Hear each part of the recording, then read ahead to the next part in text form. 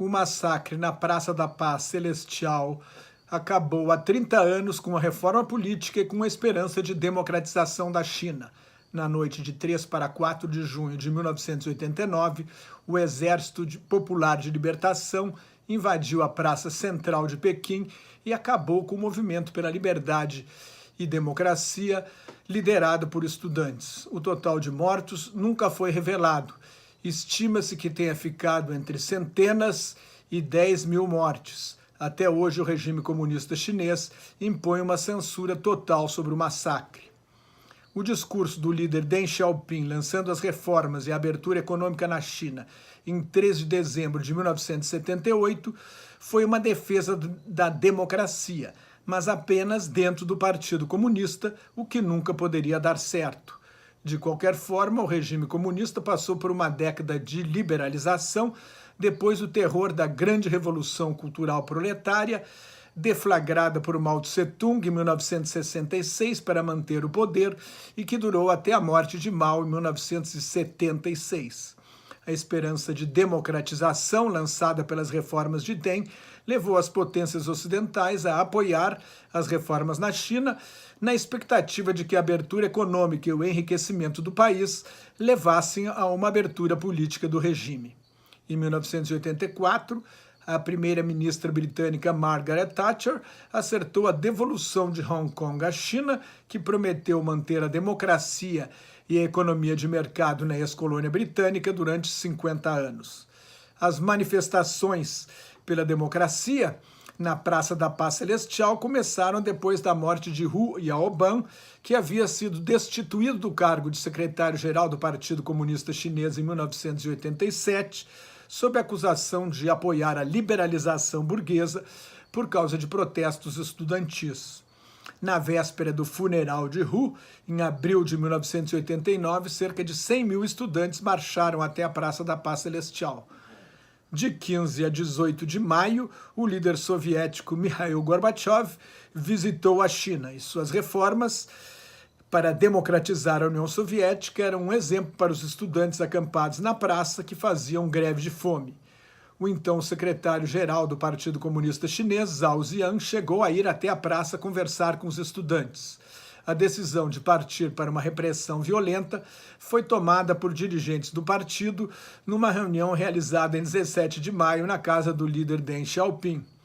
Zhao se negou a ser o secretário-geral do partido, que iria mandar o exército atacar os estudantes. Zhao chegou a dizer nesse encontro que tinha a seu lado 1 bilhão e 200 milhões de pessoas, a população chinesa na época. Deng respondeu, não tem não, e eu tenho 3 milhões e 200 mil pessoas a meu lado. Como presidente da Comissão Militar Central, Deng falava dos soldados do Exército Popular de Libertação. Em 18 de maio, o primeiro-ministro Linhadura Li Peng recebeu líderes do movimento dos estudantes, entre eles Van Dan e Vuer Caixi, no Grande Salão do Povo, mas 2 dias depois decretou a lei marcial. Na noite de 3 de junho, o Exército Popular de Libertação cercou a praça, com tropas e tanques, atacou os populares que bloqueavam os acessos, invadiu a praça e metralhou estudantes e populares. Zhao Ziyan foi expurgado e ficou em prisão domiciliar até a morte em 2005. No livro Prisioneiro de Estado, o diário secreto de Zhao Ziyan, ele conta a sua versão dos fatos. Sob sanções econômicas internacionais, a China registrou em 1990 a menor taxa de crescimento da era das reformas econômicas, apenas 3,8%. Em 1992, uma visita de Deng às zonas de processamento de exportações do sul da China relançou as reformas econômicas. A linha dura que se opunha à liberalização do regime não conseguiu acabar com a abertura econômica, que considerava uma parte da liberalização burguesa. Mas o sonho de democratização morreu na Praça da Paz Celestial.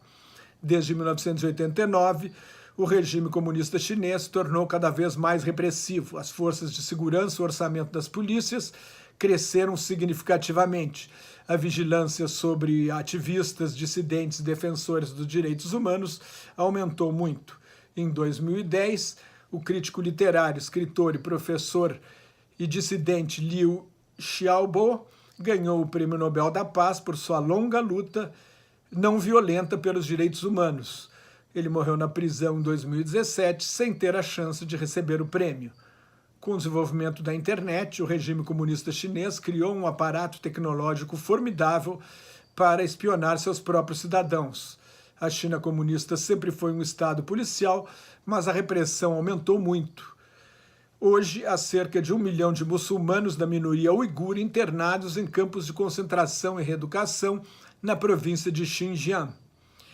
Estudos sobre a violência da Revolução Cultural indicam que a repressão estatal tem um longo impacto sobre a população civil.